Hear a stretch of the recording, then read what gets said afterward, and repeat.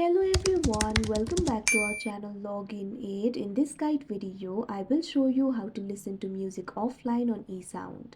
So first of all, launch up an eSound application.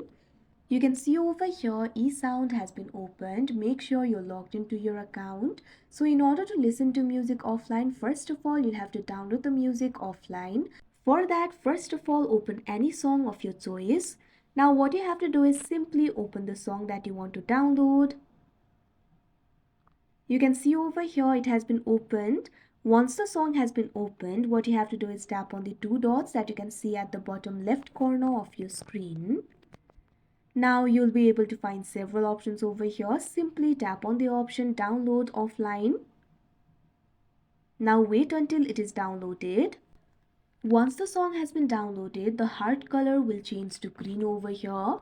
So you can see over here it has been downloaded. Now what you have to do is go back. Now simply tap on the library icon that you can see at the bottom of your screen. Now over here in the library, you'll be able to find the playlist for saved songs. Simply tap on it. Now you'll be able to see all the saved songs over here.